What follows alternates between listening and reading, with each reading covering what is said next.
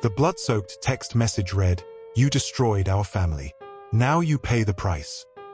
But what investigators found next would reveal a twisted revenge plot that tore apart everything this blended family once held sacred.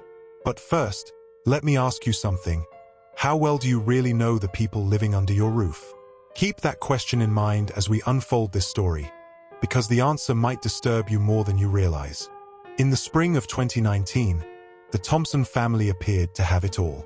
Jennifer Thompson, a 42-year-old nurse at Phoenix Children's Hospital, had found love again after her divorce 3 years earlier.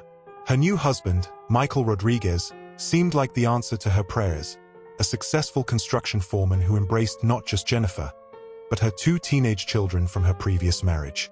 15-year-old Emma Thompson was an honor roll student with dreams of becoming a veterinarian. Her younger brother, Jake, just 13, was the family comedian who could make anyone laugh even on their worst days. When Jennifer introduced them to Michael in late 2018, both kids were initially skeptical. Their biological father had abandoned them when Emma was 12, leaving deep emotional scars. But Michael was different. He showed up to Emma's soccer games, helped Jake with his math homework, and never tried to replace their father. He simply wanted to be a positive presence in their lives. When he proposed to Jennifer on Christmas Eve 2018, even the kids were excited. The wedding in March 2019 was intimate but joyful. Photos from that day show a family radiating happiness, Jennifer in her simple white dress, Michael in his best suit, and the kids serving as witnesses to what everyone believed was a fresh start. From the outside, they looked like the perfect modern family. But as you'll see, appearances can be deadly. Michael quickly settled into his role as stepfather and provider. He worked long hours at Rodriguez Construction, the company he'd built from nothing over 15 years. Neighbors described him as friendly but private, always willing to help with yard work or lend tools. He coached Jake's little league team and never missed one of Emma's games. The family attended St. Mary's Catholic Church every Sunday, where Michael served as a volunteer usher. Father Martinez, who had married them, would later describe Michael as a man who seemed genuinely committed to his new family. The kids started calling him Dad Mike, not to replace their father, but to show their acceptance of him. But behind closed doors, this trusted family man was living a double life. By summer 2019, subtle changes began emerging in the Thompson household. Jennifer noticed Michael taking more calls outside, claiming they were work-related. His construction business was booming, requiring him to work longer hours and travel occasionally to job sites in other cities. Emma, now 16 and more observant, noticed her stepfather's mood swings. One moment he'd be laughing at Jake's jokes, the next he'd be irritable about minor household issues. When she mentioned it to her mother, Jennifer dismissed it as work stress. Construction is seasonal, Jennifer would tell her friends. Michael's just trying to secure enough contracts to carry us through the winter.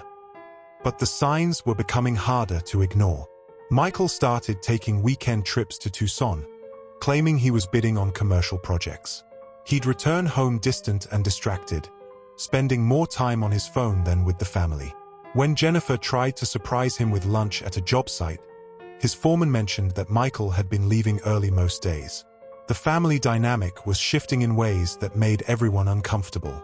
Michael, who had once been patient and encouraging, became controlling about household routines. He installed security cameras around the house, claiming it was for protection but monitoring the footage obsessively. He questioned Jennifer about her work schedule and demanded detailed explanations when she was late coming home. Jake, sensitive to adult emotions despite his young age, began acting out at school. His grades dropped, and he started getting into fights with classmates. When the school counselor called Jennifer, she was shocked to learn that Jake had been telling teachers his stepdad was different now. Emma retreated into herself, spending more time in her room and less time with the family. She'd started keeping a journal, documenting the changes she witnessed. Years later, that journal would become crucial evidence in understanding how the family deteriorated. What happened next would shatter everything they thought they knew about the man they trusted. On a crisp October morning in 2019, Jennifer's world came crashing down. She had taken the day off from the hospital to catch up on household tasks when Michael's phone, forgotten on the kitchen counter, buzzed with a text message. The preview showed enough to stop Jennifer's heart. "Can't wait to see you tonight, baby. Same hotel." Jennifer stared at the phone, her hands trembling. 7 months into their marriage, and Michael was having an affair. But the sender's name made her blood run cold. It was Lisa Chen, Jennifer's own sister. Lisa, 2 years younger than Jennifer, had been her maid of honor at the wedding. She was recently divorced herself and had been a frequent visitor to the Thompson home. Jennifer had been grateful for her sister's support during the adjustment period of blending their family. She'd even asked Lisa to babysit Emma and Jake when she and Michael went on their brief honeymoon. The betrayal cut deeper than Jennifer could have imagined. This wasn't just adultery, it was a violation of the most sacred family bonds. Her own sister and the man she trusted with her children's hearts had been deceiving her for months. Jennifer's hands shook as she scrolled through the message history. The affair had begun in June, just 3 months after the wedding. The messages revealed intimate details about secret meetings, shared hotel rooms, and Lisa's growing frustration with having to pretend to be happy for Jennifer during family gatherings. One message from Lisa particularly devastated Jennifer. "I feel bad about Jenny and the kids, but we can't help how we feel. Maybe we should tell them soon." Michael's response was cold, "Not yet. I need to figure out the financial situation first." When Michael returned home that evening, Jennifer was waiting in the living room, his phone in her hands and months of text messages printed out on the coffee table. The confrontation that followed would be seared into Emma's memory forever. "How could you?" Jennifer's voice was barely a whisper. "With my sister, Michael. My own sister." Michael's face went through a series of emotions. Surprise, guilt, then something that looked almost like relief. "I didn't want you to find out this way," he said, but offered no apology, no explanation that could justify the betrayal. Emma, who had been doing homework upstairs, crept to the top of the stairs to listen. She would later tell police that her mother's crying that night was the most heartbreaking sound she'd ever heard. But here's what the family didn't know. This wasn't his first betrayal. The revelation of Michael's affair with Lisa destroyed more than just Jennifer's marriage. It shattered the entire family's sense of security and trust. Emma, who had already experienced abandonment by her biological father, now faced the possibility of losing another father figure. But this loss was different. It came with the added trauma of knowing he had chosen to hurt them deliberately. Jake, at 13, couldn't fully comprehend the adult complexities of the situation, but he understood that his family was breaking apart again. He began having nightmares and refused to eat meals when Michael was present. His teacher reported that he'd been drawing disturbing pictures during art class, images of broken houses and crying stick figures. Jennifer entered what she would later describe as the darkest period of her life. She trusted Michael not just with her heart, but with her children's emotional well-being. The affair with Lisa felt like a double murder, the death of her marriage and the death of her relationship with her only sibling. Dr. Amanda Williams, a family therapist who would later work with the Thompson family, explains the unique trauma of this kind of betrayal. When a step-parent has an affair, especially with a family member, it creates a ripple effect of destruction that goes far beyond typical marital infidelity. The children, who had already taken the emotional risk of accepting this person into their family structure, now face a secondary abandonment that can be even more devastating than the first. Jennifer attempted to salvage the marriage through counseling sessions, but Michael's attitude remained detached and defensive. He moved into the guest bedroom and continued seeing Lisa, making little effort to hide his activities. He would disappear for entire weekends, leaving Jennifer to explain his absence to the increasingly confused children. Emma, now 17 and mature beyond her years, began taking on adult responsibilities to help her mother cope. She picked up Jake from school, helped with dinner, and even attended parent-teacher conferences when Jennifer was too emotionally drained to function. But one family member's reaction would prove far more dangerous than anyone imagined. While Jennifer struggled with depression and the younger children dealt with confusion and abandonment, Emma's response to the betrayal was evolving into something much darker. Her journal entries from this period reveal a teenage mind grappling with adult levels of betrayal and injustice. "He came into our lives promising to protect us," she wrote in November 2019. "Mom trusted him with everything. her heart, her kids, her future. And he threw it all away for Aunt Lisa. Someone needs to make him pay for what is done to our family. Emma's grades, which had always been excellent, began to slip as she became obsessed with researching the legal and financial implications of divorce. She spent hours online, reading about custody battles, asset division, and the impact of adultery on alimony payments. What she discovered made her angrier. In Arizona, adultery rarely affects property division or spousal support. The system is broken, she confided to her best friend, Ashley Martinez. He can destroy our family and walk away with half of everything Mom worked for. There has to be another way to get justice. Ashley would later tell police that Emma had become obsessed with the idea that Michael needed to be punished more severely than the legal system would allow. She started researching cases where adulterous spouses had faced consequences beyond divorce court: public humiliation, job loss, and in some extreme cases, violence. Emma's transformation was gradual but noticeable. The compassionate teenager who had once defended underdogs at school became calculating and cold when discussing her stepfather. She began studying Michael's routines, documenting his comings and goings with the same precision she'd once applied to her homework. Jennifer, consumed by her own grief, failed to recognize the dangerous path her daughter was traveling. When Emma offered to help with household tasks and seemed mature beyond her years, Jennifer was grateful for the support. She had no idea that Emma was using her increased access to family information to plan something that would destroy them all. What started as anger was about to become something much darker. By December 2019, Emma had moved beyond passive observation to active planning. Her journal entries from this period read like a military strategy guide, detailing Michael's work schedule, his favorite restaurants, and the times he was most likely to be alone. She'd learned that Michael and Lisa met every Tuesday at the Hampton Inn near the airport. They always used the same room, always paid cash, and Michael always parked his distinctive red pickup truck in the back lot. Emma had even taken photos of them entering and leaving the hotel, though she told herself she was gathering evidence for her mother's divorce attorney. But Emma's true intentions were becoming increasingly violent. She researched untraceable weapons, studied crime scenes from similar cases, and even looked into hiring private investigators who might be willing to handle the situation. The level of calculation will shock you. Emma's research extended to studying Michael's business relationships and financial accounts. She discovered that he had been moving money out of his joint account with Jennifer, possibly preparing to leave with Lisa. This discovery pushed her anger to a new level.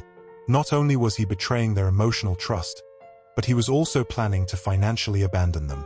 She created detailed timelines of Michael's activities, mapping out when he would be most vulnerable. She knew he often worked late on Thursday nights at a construction site 20 miles outside of Phoenix, usually alone as he prepared estimates for the following week's work. Emma's plan was meticulous. She would drive to the construction site in her mother's car, confront Michael about the affair and the missing money, and then, her journal entries from this period become increasingly incoherent, filled with rage and references to making him pay and protecting our family. The psychological transformation was complete. Emma had convinced herself that killing Michael was not just justified, but necessary to protect her family from further destruction. She saw herself as the only person willing to do what needed to be done. Dr. Robert Martinez, a forensic psychologist who specializes in family violence, would later analyze Emma's mental state during this period. Adolescents who have experienced multiple family disruptions can develop what we call protective aggression, a belief that violence is not only justified but necessary to defend their family unit, he explains. Emma's case was particularly complex because of her age and the multiple betrayals she had experienced. First, her biological father's abandonment, then Michael's integration into the family, followed by his affair with her aunt. Each event had layered additional trauma onto her developing psyche. Emma saw herself as the family's protector, Dr. Martinez continues.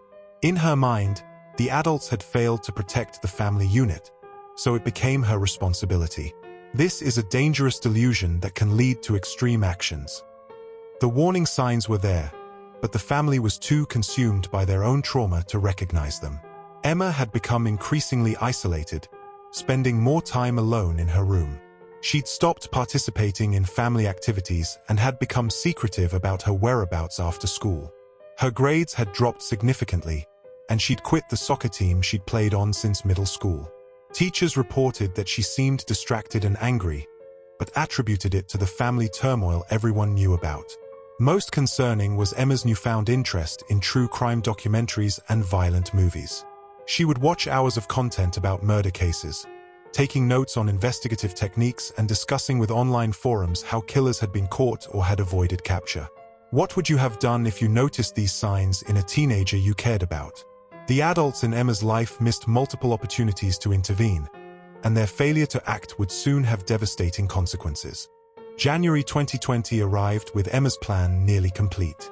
She had studied Michael's schedule for weeks and identified Thursday, January 16th, as the perfect opportunity. He would be working late at the Mesa construction site, alone and vulnerable.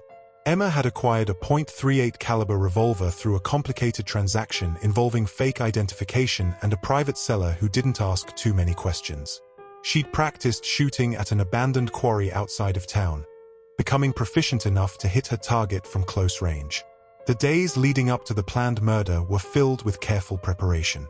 Emma created an alibi by arranging to study at Ashley's house, giving her a reason to be out of the house that evening. She prepared a detailed timeline of her movements and even practiced her route to the construction site multiple times. On the morning of January 16th, Emma wrote what she intended to be her final journal entry. "Today I end this nightmare. Michael has destroyed our family, stolen our money, and betrayed everyone who trusted him. Mom is too broken to fight back, and Jake is too young to understand. It's up to me to make sure he can never hurt us again." Jennifer, still struggling with depression, noticed that Emma seemed unusually calm that day. She actually seemed happier than she'd been in months, Jennifer would later tell police. "She helped me with breakfast, kissed me goodbye, and told me she loved me. I thought she was finally adjusting to the situation." But Emma's calmness was the stillness that comes before a storm. She had crossed a psychological line from planning to action, and nothing would ever be the same. In 72 hours, everything would change forever. Thursday, January 16th, 2020, began like any other day for Michael Rodriguez. He kissed Jennifer goodbye before leaving for work, made his usual stop at Starbucks, and spent the morning reviewing blueprints for a new commercial project. He had no idea that his 17-year-old stepdaughter had been planning his death for months. At 6:30 p.m., Michael arrived at the Mesa construction site to complete estimates for the following week's work. The site was isolated, surrounded by desert and far from any residential areas. His red pickup truck was the only vehicle in the lot as he unlocked the trailer that served as his temporary office. Emma arrived 30 minutes later, parking her mother's Honda Civic behind a pile of construction materials where it wouldn't be immediately visible. She sat in the car for several minutes, steeling herself for what she was about to do. Her hands were shaking as she checked the gun one final time. At 7:45 p.m., Emma approached the trailer. Security cameras would later show her walking purposefully toward the entrance, her right hand concealed inside her jacket. She knocked on the door, and Michael opened it, surprised to see his stepdaughter. "Emma, what are you doing here? How did you know I was here?" "We need to talk," Emma replied, her voice steady despite the adrenaline coursing through her body. "About what you've done to our family." Michael stepped back, allowing her to enter the trailer. He seemed more puzzled than concerned. After all, this was his stepdaughter, not a stranger. He had no reason to fear for his safety. What happened next occurred in less than 60 seconds. Emma pulled out the gun and confronted Michael about the affair, the missing money, and the pain he had caused her family. Michael, realizing the danger he was in, tried to calm her down. "Emma, put the gun down. Let's talk about this. I know you're upset, but this isn't the way to handle it." But Emma was beyond reason. Months of anger, betrayal, and planning had brought her to this moment. She pulled the trigger 3 times, hitting Michael in the chest and abdomen. He collapsed immediately, bleeding heavily onto the trailer floor. Emma stood over him for several minutes, watching him die. Then she calmly walked back to her car and drove home, arriving at Jennifer's house at 8:30 p.m. exactly when she was supposed to return from studying at Ashley's house. Michael's body was discovered the next morning by his foreman, Tony Gutierrez, who had come to the site early to review the day's work schedule. Tony found the trailer door unlocked and Michael's body inside, surrounded by blood and scattered papers. The 911 call was made at 6:47 a.m. There's been a shooting at the Mesa construction site on Highway 60. Tony told the operator, his voice shaking. My boss is dead. Someone shot him. Phoenix police arrived within minutes, immediately securing the scene and beginning their investigation. Detective Lisa Morrison, a 20-year veteran of the Homicide Division, was assigned to lead the case. Her initial assessment was that this appeared to be a robbery gone wrong. Michael's wallet was missing, and the trailer office had been ransacked. But something about the scene didn't feel right to Detective Morrison. Most robbery murders are quick and chaotic, she would later explain. This felt more personal. The shots were precise, close range, and the killer had taken time to search through Michael's belongings. The investigation team began collecting evidence, bullet casings, fingerprints, and blood samples. They also reviewed the security footage from the construction site, which clearly showed Emma's arrival and departure. When Detective Morrison first saw the footage, she was shocked. We were looking for a dangerous criminal, possibly someone involved in organized crime or drug trafficking. Instead, we found a teenage girl who looked like she was going to a study group. Jennifer received the call about Michael's death at 9:15 a.m. while she was preparing for her shift at the hospital. Detective Morrison delivered the news gently but directly. Mrs. Rodriguez, I'm sorry to inform you that your husband was found dead this morning. He appears to have been murdered. Jennifer's reaction was complicated by the state of her marriage. She was devastated by the violent death, but also relieved that her nightmare with Michael might finally be over. She immediately called in sick to work and tried to process the reality of becoming a widow at 43. Emma's reaction was carefully controlled. She expressed appropriate shock and sadness, comforting her mother and helping to arrange for Jake to stay with friends until the initial investigation was complete.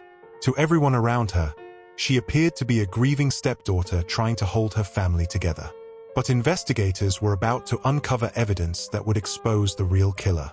Detective Morrison's investigation moved quickly once the security footage was analyzed. The timestamp clearly showed Emma's car arriving at 7:15 p.m. and leaving at 8:20 p.m., exactly during the window when Michael was killed.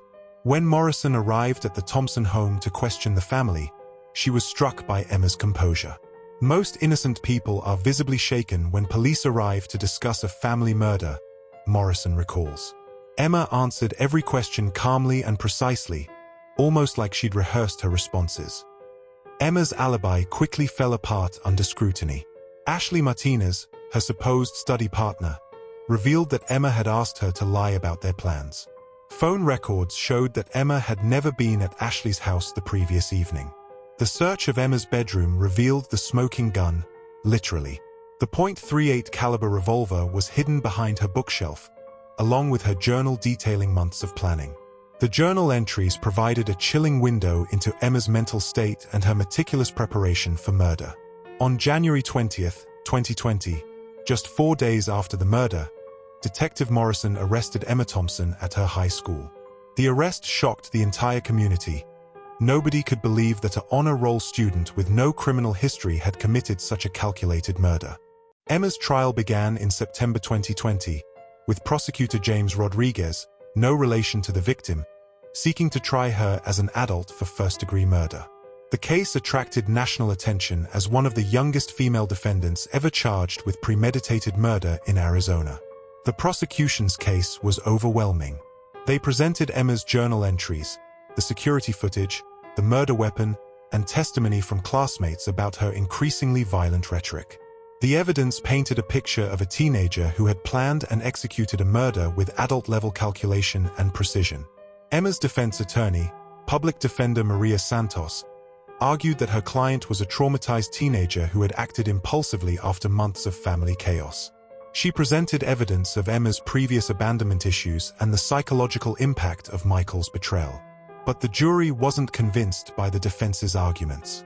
After deliberating for just 6 hours, they returned a verdict of guilty on all charges, first-degree murder, illegal possession of a firearm, and tampering with evidence. During the sentencing hearing, Jennifer Thompson delivered a devastating victim impact statement. "Emma was my daughter, my pride and joy. But what she did to Michael, and what she did to our family, cannot be forgiven. She didn't just kill Michael, she killed the daughter I raised and loved." Emma was sentenced to life in prison without the possibility of parole, making her one of the youngest female defendants in Arizona history to receive such a sentence. The Thompson family never recovered from the events of January 2020. Jennifer moved out of Phoenix with Jake, seeking a fresh start in a new city where nobody knew their story. She changed their last name and entered therapy to deal with the trauma of losing both her husband and her daughter. Jake, now 16, still struggles with the knowledge that his sister murdered his stepfather. He's in intensive therapy and has had difficulty forming relationships with adult male figures. Lisa Chen, Michael's affair partner, disappeared from Phoenix shortly after the murder. She was never charged with any crime, but the guilt of her role in the family's destruction has reportedly led to severe depression and substance abuse problems. Emma remains incarcerated at the Arizona State Prison Complex in Perryville, where she's serving her life sentence. She's participated in educational programs and has reportedly expressed remorse for her actions, though she maintains that she was protecting her family from further harm.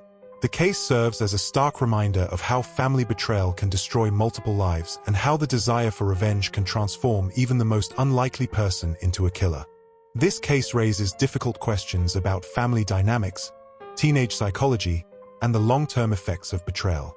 How do we recognize when someone we love is heading down a dark path? What are the warning signs that anger is transforming into something more dangerous? Dr. Williams, the family therapist, offers this insight. Emma's case shows us that teenagers, despite their youth, are capable of adult-level planning and violence when they feel their family is threatened. The key is recognizing the signs early and getting professional help before thoughts turn into actions. The Thompson family's tragedy reminds us that betrayal doesn't just hurt the immediate victims. It creates ripple effects that can destroy entire families for generations. Michael's affair didn't just end his marriage. It set in motion a chain of events that would claim his life and destroy the futures of everyone he claimed to love. What did you think about this case? Could Emma's actions have been prevented if the adults in her life had recognized the warning signs? Or was this tragedy inevitable once the family structure was destroyed by betrayal? Let me know your thoughts in the comments below. If you found this case as compelling as I did, please subscribe to our channel and hit the notification bell so you never miss our latest true crime investigations. Next week, we'll be exploring another case of family betrayal gone wrong, so make sure to tune in. Until then, remember, the people closest to us are capable of both the greatest love and the most devastating betrayal. The question is, how well do you really know the people in your life?